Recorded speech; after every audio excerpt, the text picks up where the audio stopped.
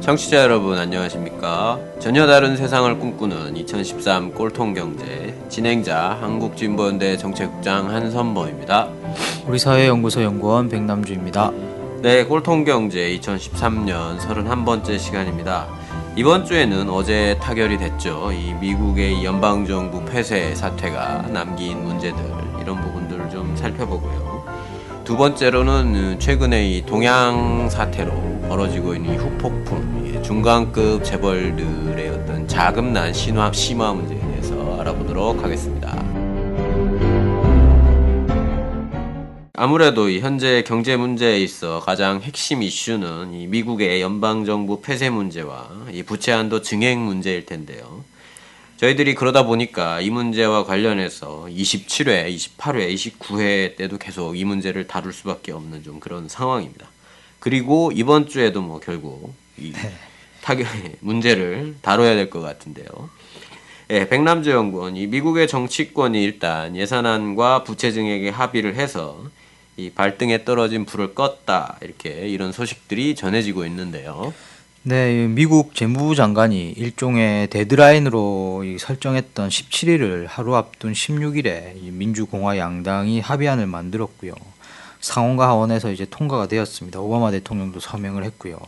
합의안은 민주공화 양당의 상원 대표들이 만든 건데요.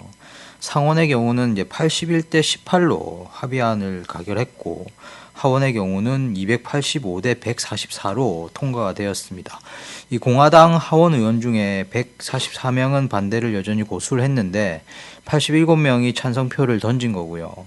그에 따라서 미국은 이 16일간 지속된 정부 폐쇄 사태에서 벗어나고 일단은 이 채무불이행 디폴트 위기를 일단은 넘길 수 있게 된 거죠. 네. 어떤 내용으로 합의를 한 건가요? 네, 9월에 끝난 미국은 해계 연도가 10월부터 시작한다라고 말씀을 드렸었는데요. 저번 시간에. 그래서 9월에 끝난 지난 해계 연도 수준으로 내년 1월 15일까지 예산을 일단 집행하기로 한 거고요. 부채 증액의 경우에는 상한을 새로 정하지 않고 긴급 조치를 통해서 내년 2월 7일까지 부채를 끌어다 쓸 수 있게 한 것이 골자입니다. 엄밀하게 따지면 현재 16조 7천억 달러 수준인 연방정부의 부채 상한을 새롭게 상향 조정한 게 아니라 의회가 별도로 증액안을 내놓을 때까지는 현행 상한선을 적용하지 않기로 하고 긴급적으로 돈을 끌어다 쓴다 이런 내용이다라고 생각을 하시면 될 것 같고요. 그 외에는 장기 재정 적자 감축 논의를 위해서 초당 위원회를 구성을 해서 12월 13일까지 사회보장연금이나 이 노령층 의료 지원 프로그램인 메디케어나 저소득층 의료 지원 프로그램인 메디케이드 이런 것 같은 복지 예산 조정 등을 포함한 최종안을 마련해서 의회에서 처리를 하기로 했습니다. 네. 예, 내용을 보면 근본적으로 뭐가 해결이 됐다기보다는 단지 시간을 연장한 거다 이렇게 보이는데요. 네, 그렇습니다. 이번 합의는 예산안 문제나 부채 한도 증액 문제나 처리를 내년 초까지 한시적으로 뒤로 미루는 미봉책에 불과한 것으로 볼 수가 있겠죠. 예산 문제에서는 2014 회계연도 올해 10월부터 시작하는 2014 회계연도 잠정 예산안도 아닌 현 수준에서 내년 1월 중순까지 지출을 집행하기로 한 것이고요. 그래서 올해 이번 회계연도 예산안에 대해서는 전혀 논의된 게 없이 일단 돈을 작년 기준으로 쓰자 이런 식으로 합의를 했다라고 하는 겁니다. 그리고 부채 한도도 법정 상한을 현행 16조 7천억 달러에서 더 높여준 게 아니라 긴급 조치를 통해서 내년 2월 초까지 돈을 더 끌어다 쓰라는 것이니까 내년 2월 7일까지 증액안이 의회에서 통과되지 않으면 또다시 국가 디폴트 위기를 맞을 수가 있는 것이죠. 네. 예, 결국 이 예산 전쟁이 끝난 게 아니라 일시적으로 휴전을 한 거다 이렇게 생각이 되는데요. 이후에도 이 정치권의 갈등과 이에 따른 불확실성이 앞으로도 지속이 될 것 같고요. 네, 그렇습니다. 공화당 베이너 하원 의장 같은 경우에는 오바마 대통령의 건강보험 개혁안이 오바마 케어를 계속 폐지 또는 축소를 위해서 계속 노력하겠다 이런 식으로 밝히고 있는 상황이라서 향후 정치적 논란은 계속 지속될 것으로 봐집니다. 예, 일단 당장에는 미국의 재정 문제를 둘러싼 정치적 논쟁이 일단락되는 모습인데요. 그렇다고 뭐 이게 끝난 것이 네, 아닌 그쵸. 것 예. 같고요. 우리가 이제 이번 사태를 겪으면서 좀 어떤 점들을 주목해 봐야 되는지를 좀 정리를 다시 한번 해보면 좋을 것 같습니다. 네, 먼저 이 미국 경제의 취약성이 이제 드러난 것을 지적할 수가 있을 것 같네요. 이제 앞서 이야기 드렸듯이 현재 합의는 근본적인 문제를 해결한 것이 아니라 폭탄의 타이머를 이제 늦춘 것에 불과합니다. 결국 이런 식의 미국 재정 문제를 둘러싼 정치권의 갈등과 부채 문제는 앞으로도 계속 이어질 것인데, 이러한 정치적 갈등과 부채 문제가 미국 경제의 이제 발목을 잡게 계속해서 발목을 잡게 되겠죠. 이제 신용평가사인 이 S&P, 스탠다드 앤 푸어스사 같은 경우에는요, 보름을 넘어선 셧다운 이제 정부 폐쇄로 올해 4분기에 미 경제 성장률이 0.6%포인트 깎여서 이제 피해액이 240억 달러, 우리나라 돈으로 치면 약 한 25조 6천억 원 정도에 달할 것으로 추정을 하고 있는데요. 이는 이제 지난달에 콜로라도에서 닥친 대규모 수해 피해보다 12배에 달하는 규모로 큰 규모라고 할 수가 있을 겁니다. 이제 이러한 충격이 앞으로도 계속 이제 이어질 수 있다라고 하는 거죠. 결국 이제 뭐 재정 상황이 계속 심각하고 계속 이런 논란이 계속이 되고 있는 건데요. 결국 이제 이 부채 문제로 미국이 이 긴축을 하거나 뭐 세금을 늘리거나 뭐 이렇게밖에 할 수밖에 없는 이런 상황이라는 게 중요할 것 같은데요. 네, 그렇습니다. 이제 현재 예산안 문제나 부채 한도 증액 협상 문제의 표면에는 오바마 케어 문제가 놓여 있는데요. 물론 이제 오바마 케어에 대한 각 정치권과 각종의 자본 진영의 이해관계가 작동한 측면이 있겠지만, 그 이면에는 간단히 말해서 미국이 부채가 너무 많고 쓸 돈이 부족해서 어느 쪽에서든 예산을 줄이거나 세금을 더 걷거나 해야 하는 이제 상황이 존재한다는 겁니다. 즉 이제 뭐 복지 예산을 줄이든 국방 예산을 줄이든 쓸 돈을 이제 줄여야 한다는 거죠. 상황이 어려우니까 이런 정치적 갈등이 더욱 노골화되고 있는 거라고 판단이 들고요. 또한 이제 정부 지출을 줄이거나 사람들로부터 이제 세금을 더 거둘 수밖에 없는 상황이니까 이제 경기 회복에는 더 걸림돌로 작용할 것이고요. 네. 그렇다면 뭐 미국의 입장에서 이 근본적으로 좀 문제를 해결할 방도는 뭐 아예 없는 것인가요? 뭐 일단 이 정치권이 좀 뾰족한 해법을 찾지 못하고 있는 현 상황 자체가 이제 근본적인 해법을 찾기가 쉽지 않다, 이런 것들을 보여주는 뭐 사례라고 생각이 들고요. 근본적인 문제를 해결하려면 뭐 경기가 잘 회복이 되어서 성장을 많이 하고, 그에 따라서 이제 정부로 들어오는 뭐 세금 같은 돈들이 많아지거나, 아니면 뭐 미국 같은 경우에 수출을 많이 해서 돈을 많이 벌어오는 방법 등이 있을 텐데요. 미국 경제는 아직 여전히 경제 위기의 터널에서 빠져나오고 있지 못한 상황이고요. 당장의 어떤 형태로든 긴축을 해야 하니까 경기 회복에는 더 악영향을 줄 수밖에 없습니다. 그래서 적어도 상당 기간 저성장 국면이 이어질 것으로 봐지고요. 한편 이제 제조업 경쟁력을 크게 미국이 상실해 있는 상황이지 않습니까? 그래서 이제 80년대 넘어오면서 금융으로 이제 소위 말하는 먹고 살아 왔었는데요. 이 단시간에 수출을 확대하는 것도 쉬운 일이 아닙니다. 특히 이제 전 세계적인 위기를 맞다 보니까 다른 모든 나라들이 이제 뭐 수출을 통해 가지고 자국 경제를 살리려고 하는 이런 상황이니까, 미국이 뭐 수출을 당장에 늘리고 싶다고 해서 뭐 단기간에 늘릴 수 있는 이런 상황도 아니라고 봐지고요. 이렇게 이제 미국 경제의 취약성을 살펴볼 수 있었다 이런 말씀이셨고요. 또 좀 생각해 봐야 되는 게 이번 현 사태가 진행되는 이걸 보면서 이 세계 경제 시스템을 이끌어가는 어떤 미국의 정치력이 계속 떨어지고 있는 게 아닌가 이런 생각이 많이 들었는데요. 네, 저희들이 이제 뭐 지지난주였죠. 이 간략히 이 부분에 대해서도 말씀을 드렸던 내용인데요. 다시 한번 좀 정리하고 넘어가면 좋을 것 같습니다. 이 현 세계 경제 질서는 이제 미국이 패권을 장악하고 미국 중심으로 운영되어 왔었던 거죠. 이제 그래서 뭐 달러화는 세계 통화로서 이제 통용되고 있었던 거고요. 그래서 미국은 이제 세계 경제 질서를 금융화를 중심으로 한 신자유주의 질서로 이제 재편해 와서 이제 주도권을 잡아왔던 거고요. 이제 이러한 체제가 뭐 좋다 나쁘다 이런 평가를 뭐 할 수 있을 텐데, 이런 부분은 잠시 미뤄두고, 이러한 미국 중심의 세계 경제 질서가 제대로 작동을 하려면 미국의 정책들이 뭐 주변국들에게 안정을 가져다 줄 수 있어야 하겠죠. 그런데 지금 이제 예산안 통과 문제나 부채 한도 증액 협상 문제나 이런 데서 미국의 정치권이 보여준 모습들은 오히려 세계 경제의 불안 요인으로 미국의 정치권이 작용하는 이런 불안 요소로 이렇게 작용을 하고 있는 상황이라는 것이죠. 그래서 이제 뭐 세계 경제를 이끌어갈 정치적 리더십을 전혀 보여주고 있지 못하다, 이런 비판들이, 이런 평가들이 많이 나오고 있는 이런 상황인 것 같습니다. 네, 이번 예산안이나 부채 상한 협상 부분에서 정치력을 보여주지 못했다 이렇게 말씀을 하셨는데, 그 정치력 부분은 뭐 양적 완화 축소 문제에서도 좀 많이 드러나고 있는 것 같은데요. 네, 그렇습니다. 이제 미국이 경기 회복을 위해서 천문학적인 돈을 찍어서 풀었던 상황이고요. 그래서 최근 돈 푸는 정도를 조금 조정하려고 하는 논의들이 있어 왔던 거죠. 그러자 이제 신흥국에서는 충격이 왔는데요. 미국이 막대하게 푼 돈이 신흥국 시장으로 이제 흘러 들어갔다가 이제는 이제 푸는 돈을 줄이고 종국적으로는 이제 출구 전략이라고 하는 이제 돈을 걷어들여야 한다, 이런 이제 논의들이 생겨나니까 신흥국에서 급격하게 자본이 유출이 되면서 충격이 온 거죠. 그러니까 이제 신흥국들은 이제 소위 선진국의 출구 전략이 다른 나라 경제를 위협하면서 세계 경제의 핵심 위협 요소로 등장했다, 이렇게 우려를 표명하면서 신흥국 여건을 고려해야 한다, 이런 이제 주장을 해왔던 상황이었던 거죠. 예.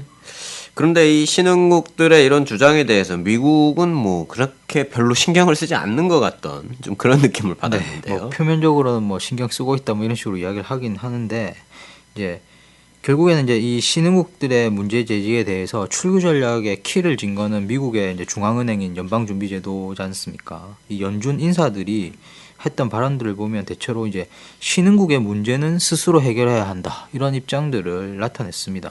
예를 몇 가지 들어보면요, 이 데니스 로카트 애틀란타 연방준비은행 총재 같은 경우에는 연준은 오로지 미국의 국익에만 관심을 기울여야 한다, 그리고 타국은 출구 전략이라는 현실을 받아들이고 각국의 여건에 따라 알아서 적응해야 할 것이다, 이렇게 주장을 했고요. 이 제임스 블러드 세인트루이스 연방준비은행 총재 같은 경우에도 연준은 신흥시장 환율 변동성만을 배려해서 정책을 결정하는 것이 아니다, 최우선 목표는 어디까지나 미국 국내 경제다, 이런 식으로 이제 주장을 해왔던 거죠. 네. 예, 결국 세계 경제 질서를 이끌어 가야 되는 미국 입장에서 이 자신들의 정책이 신흥국들한테 안정감을 줘야 되는데 전혀 그렇지 못하고 오히려 역으로 이 신흥국들을 좀 이렇게 내팽개치는 이런 모습을 보였다, 이런 말씀이셨는데요. 이 최근에 이 언론에 나온 이 그 애플, 삼성 그 수입 금지 문제 이런 걸 보더라도 이 자유무역의 전도사라고 하는 미국이 보호무역주의를 강화하면서 이중잣대를 보이고 있는 그런 비판을 그렇게 비판을 받고 있는데요. 네, 그렇습니다. 뭐 최근 애플과 삼성은 각각 이제 서로의 특허를 침해하면서 국제무역위원회로부터 수입 금지 판정을 받았는데요. 오바마 대통령이 이제 애플 제품의 수입 금지 조치에 대해서는 거부권을 행사하면서 뭐 쉽게 말하면 애플은 자유롭게 미국으로 들어올 수 있다, 뭐 이런 식의 이야기를 했는데, 이제 삼성 같은 경우에는 그대로 수입이 금지 조치가 되도록 이렇게 거부권을 행사하지 않은 거죠. 그러면서 이제 오바마 대통령이 이중잣대를 들이댄 거 아니냐, 이런 식의 불만의 목소리가 커졌던 거죠.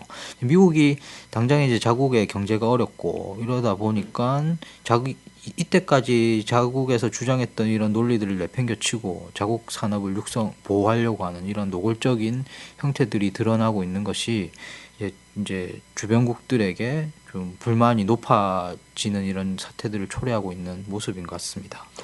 예, 뭐 미국의 이중잣대가 뭐 어제 오늘 일은 아니긴 하지만 최근에 어려워지면서 좀 너무 노골적으로 그런 문제들이 나오고 있는 것 같습니다. 네. 한편으로는 또 이 미국이 이제 세계 경제 패권을 이렇게 장악할 수 있는 힘이라고 하는 게 이제 기축통화인 달러와 이 미 국채 이건데요. 이들에 대한 신뢰도가 이번 사태로 좀 많이 떨어지지 않았나, 이런 생각이 드는데요. 네, 맞습니다.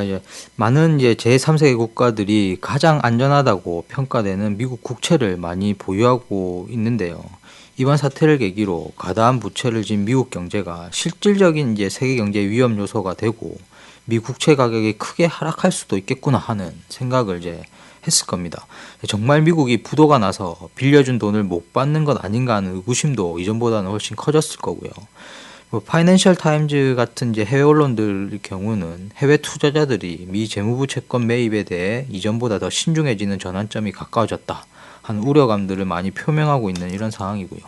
물론 이제 당장에 미국채 신뢰가 한꺼번에 폭락할 거다 지금 이번 사태로 이렇게 전망하는 거는 무리가 있겠지만 점차적으로 신뢰를 상실해가고 있는 모습을 보여주고 있는 것만은 확실한 사실인 것 같습니다. 네. 이렇게 좀 전반적으로 어떻게 이 미국의 연방정부 폐쇄와 부채 문제, 양적 완화 축소 문제 그리고 여러 이 문제들을 살펴봤는데요. 그럼 전체적으로 좀 이런 면을 다 종합해 봤을 때 이 미국 주도 세계 경제 질서의 이 균열 또는 붕괴 이런 거를 또 점쳐볼 수 있지 않을까 이런 생각이 드는데요. 뭐 당장에 지금의 이제 이 디폴트 우려나 이 전북 폐쇄 문제를 가지고 뭐 미국 중심의 세계 경제 질서가 붕괴한다 아니다 이렇게 전망하는 것은 상당히 논쟁이 많은 이제 부분일 텐데요. 어쨌든 이제 힘을 잃어가고 있는 것은 확실해 보입니다. 세계 경제를 이끌어가기 위해서는 이제 비전을 제시해 줄 수 있어야 하겠죠. 뭐 예를 들어서 뭐 이렇게 하면 너희들 잘 살 수 있어. 뭐 이런 식의 비전을 제시해 줄 수 있어야 되는데 이제 80년대나 90년대를 한번 생각해 보면요. 많은 국가들이 이제 미국의 금융 중심 자본주의 시스템을 이제 부러워하고 자국 경제를 이제 미국화하기 위해서 노력을 많이 해왔습니다. 물론 이제 뭐 신자유주의의 양극화 이런 비판들도 많았지만 이 국가를 이끌어가는 경제 뭐 이 지도부 이런 사람들은 상당히 신자유주의 논리에 편입해서 미국식의 이런 경제 모델 이런 것들 상당히 많이 부러워하고 따르려고 했었던 거죠. 그리고 이제 미국은 발전선상에 놓여 있는 국가들에게 거대한 소비 시장을 제공을 하면서 그 발전 도상선상에 있는 국가들은 미국 소비 시장에 이렇게 수출을 통해서 이렇게 성장할 수 있는 여건들을 미국이 이제 제공해 주는 이런 역할을 하기도 했던 거죠. 네. 그건 뭐 그런데 지금은 좀 이게 상황이 바뀌었죠. 오히려 이제 금융화 중심의 이 신자유주의적 미국 모델이 이번 위기로 지속 가능하지 않다 이런 게 밝혀졌고 또 경제가 어려운 미국이 더 이상 세계 소비 시장으로 작동하기가 좀 어려운 상황이 된 것이고요. 네, 맞습니다. 이제 기존에 이제 미국에 대한 뭐 소위 말 한상이라든지 미국이 제공했던 이런 뭐 좀 이점들 이런 것들이 없어져 버려 있는 이런 상황이 지금 상황이라고 보시면 될 것 같고요. 근데 이런 상황에서 미국이 자국 중심의 세계 경제 질서를 유지하기 위해서는 새로운 비전을 제시해 줘야 하는데 전혀 그렇지가 못한 상황인 거죠. 거기다가 앞서 이야기 드렸듯이 미국의 정책들이 다른 국가들에게는 안정감을 주는 것이 아니라 불안 요인으로 작동하고 있는 거고요. 오히려 주변국들에게 자국의 위기와 부담을 전가하려는 모습을 보이고 있는 거죠. 여타 국가들의 불만을 아우르는 정치력을 보여주고 있지도 못한 상황인 거고요. 네. 예, 최근에 이 중국의 관영 매체인 이 신화통신이 아주 노골적으로 이 미국 중심의 세계 질서를 이제 재편하자 이렇게 주장을 했는데요. 네, 뭐 저도 봤는데요. 이제 미국의 재정 위기가 미국의 패권에서 벗어난 새로운 국제 질서를 구축할 좋은 기회다. 이런 식으로 논평을 했습니다. 미국이 2차 대전 이후에 패권을 유지해 왔다. 이렇게 평가를 하면서 이런 구도 밑에서 많은 나라의 운명이 한 위선국, 뭐 미국을 말하는 거겠죠. 한 위선국에 의해 좌지우지되는 시대는 이제 끝나야 한다. 이런 식으로 강조를 했습니다. 또한 미국 정치권의 잇따른 재정위기 타개 실패가 많은 나라가 보유한 달러 자산을 위험에 빠뜨리고 있다. 이렇게 이야기를 하면서 국제사회의 우려가 갈수록 커지고 있다. 이렇게 이제 평가를 한 거죠. 상당히 이제 직설적이고 강도 높게 이렇게 쓴 논평이라고 생각이 드는데 이러한 요구들이 이제 다양하게 표출되고 있는 하나의 사례다. 이렇게 볼 수가 있을 것 같네요. 네. 당장에 뭐 미국이 재정 문제를 둘러싼 정치적 협상이 일단락됐지만 이 근본적 대책 없이 시간만 연장한 것이라서 문제는 계속 이어질 것이고 미국 중심의 세계 경제 시스템도 균열이 가고 있다. 뭐 이런 말씀이었습니다. 뭐 이런 시대적인 흐름을 잘 파악하고 대비하는 게 중요할 것 같고요. 아마 내년 초에 뭐 아마 또 같은 주제로 방송을 해야 되는 상황이 오지 않을까 이런 생각이 듭니다. 네, 백남주 연구원 수고하셨습니다. 네, 감사합니다. 네, 이번 시간에는 동양그룹 사태 이후 부각되고 있는 이 중간급 재벌들의 자금난 문제를 살펴보도록 하겠습니다. 한 국장님, 어제 결국 이 법원이 동양그룹의 5개 계열사에 대한 법정관리 개시를 결정을 했던데요. 예, 그렇습니다. 예, 어제 서울중앙지법은 이 주식회사 동양과 동양레저, 동양인터내셔널, 동양네트워크스, 동양시멘트 이렇게 5개사에 대한 이 기업회생 절차, 즉 법정관리 개시를 결정을 했습니다. 예, 제가 여태껏 이제 좀 언론에서 보기로는 이제 동양 레저나 동양 인터내셔널 정도는 회생 가능성이 높지 않아서 이제 법정 관리 신청이 받아들여지지 않을 거다. 뭐 이렇게 전망을 하는 게 좀 많았던 것 같고, 동양 시멘트의 경우에는 아직 이제 멀쩡한데 총수의 지배권 유지를 위해서 신청된 이제 경우라면서 기각을 요구하는 목소리가 높았던 것 같았는데요. 예상과는 좀 이 다른 결과가 나온 것 같군요. 예, 그렇습니다. 이 법원은 5개사 모두의 법정 관리를 받아들였고, 한 걸음 더 나가서 부실의 책임이 있는 기존 경영진을 대부분 법정 관리인으로 선임을 했습니다. 그래서 주식회사 동양, 동양레저, 동양인터내셔널, 여기는 모두 법정 관리 신청 당시 경영진을 법정 관리인으로 지명을 했고, 동양시멘트는 또 따로 관리인을 선임을 안 해서 이 기존 관리인 유지제도에 따라서 현재 대표가 관리인 역할을 하게 됐고요. 동양네트워크스만 이 등기이사 중에 한 명으로 이렇게 교체를 했습니다. 네, 결국 이렇게 되면 이제 부실에 책임이 있는 총수 쪽 사람들이 그대로 회사를 유지하게 되는 거 아닌가요?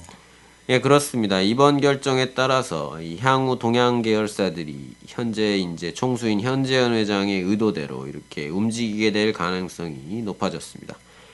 동양시멘트도 법정 관리가 승인이 되면서 이 개인 투자자들이 큰 손실을 보게 됐고요.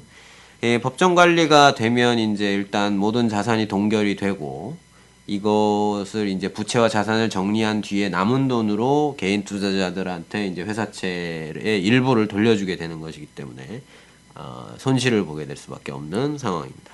네, 지금 뭐 이제 국정감사가 열리고 있는데 금융감독원의 감독 부실 문제도 많이 이제 지적되고 있는 상황인 것 같습니다. 네, 지금 불거지고 있는 이 개인 투자자 피해 문제는 이 동양증권이 이 소매 영업을 통해서 이 계열사들의 투기 등급 회사채를 대거 판매했기 때문에 불거졌는데요.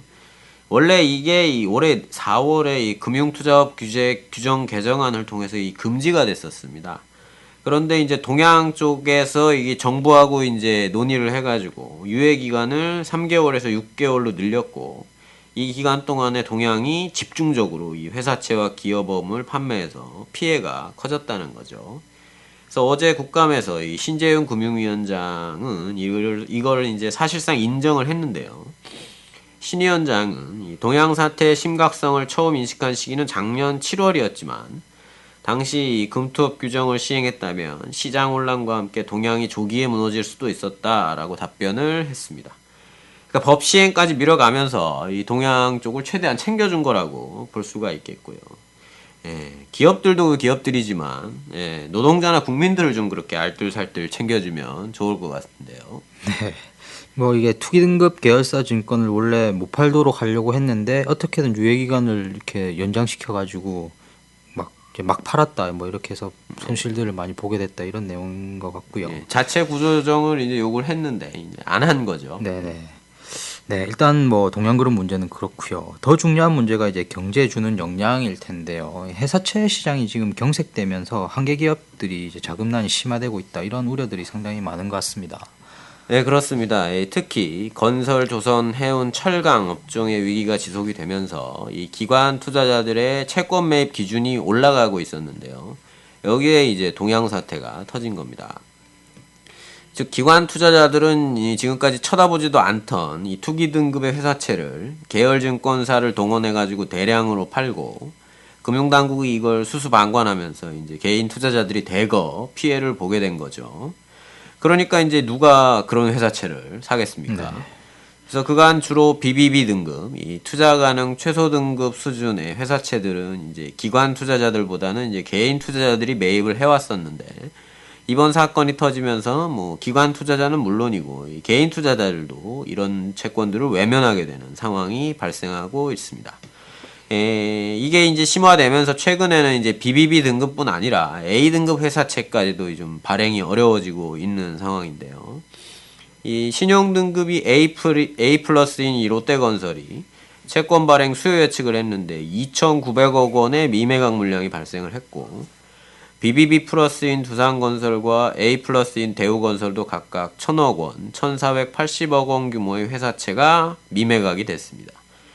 그리고 BBB 플러스인 한양과 BBB 마이너스인 동부건설의 수요 예측에서는 각각 2,000억 원, 500억 원의 이 발행 물량 전부가 미매각됐고요. 그러니까 아무도 안 샀다는 얘기입니다. 네.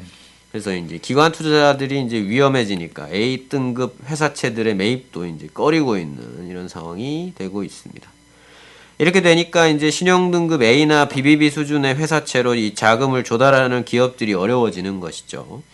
보통 이 기업이 자금을 조달하는 방법이 은행 대출을 받거나 뭐 증시에서 유상증자를 하거나 직접 회사채를 발행하는 거 이 세 가지인데 은행이나 증시를 통해서 자금을 조달하는 게 어렵거나 이제 그 시장에 간섭을 받게 되니까 이제 발행하는 게 이제 회사채라고 보실 수가 있는데요.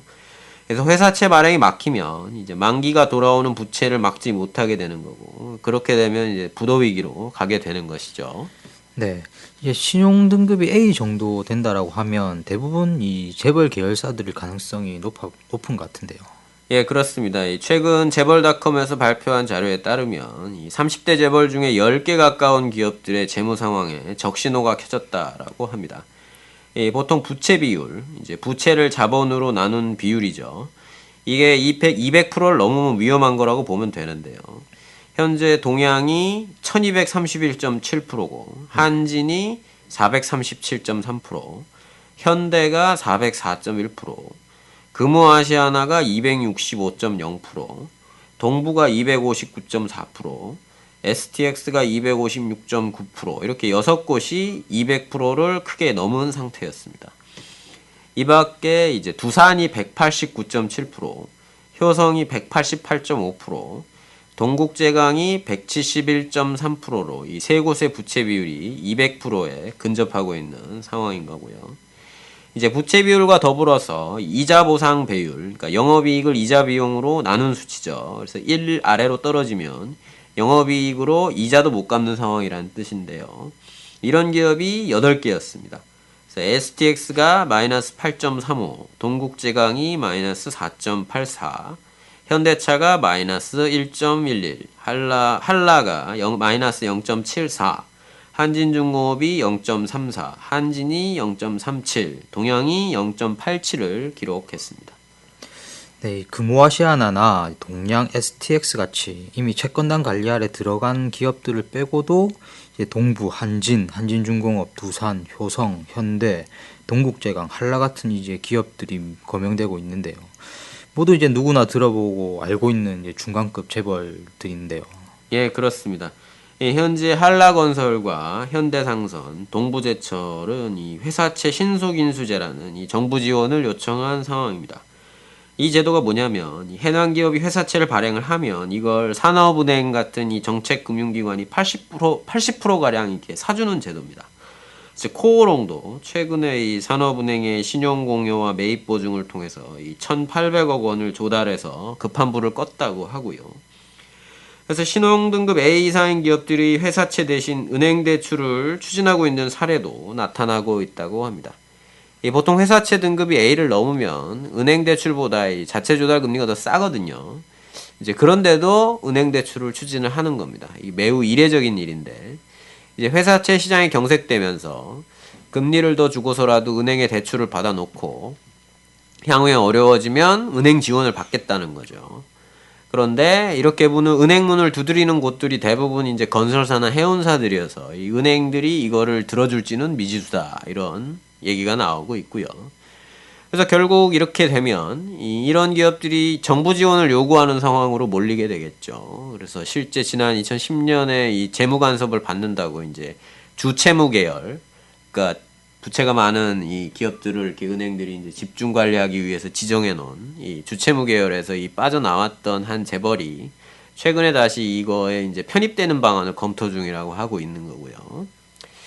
그래서 이제 은행이나 정부 지원을 원하는데 그런데 이제 은행 상황이라고 이게 지금 만만한 상황이 아니죠. 그래서 국내 은행들 같은 경우에는 최근에 이제 STX 하나 살린다고 이렇게 돈이 막 들어가면서 수익이 거의 반토막이 났는데 지금 거명된 막 이 6개, 7개 이런 기업들을 과연 다 지원해 줄 수 있을지 좀 의문이 제기되고 있고요.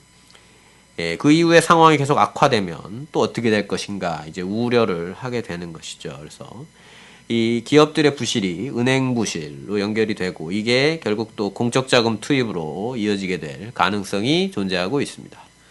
네, 이 지난 9월 27일 리먼 파산 5년 특집으로 한국 경제 현황에 대해서 살펴볼 때 지연되고 전가된 위기가 점점 가시화되고 있다 이렇게 이제 말씀을 하셨었는데요.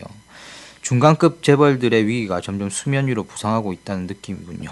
최근 좀 연기되는 분위기긴 하지만 이 양적 완화 축소와 출구 전략이 시작되고 금리가 상승하면 이런 위기들이 더욱 가속화될 거라는 예상도 해볼 수 있을 것 같고요.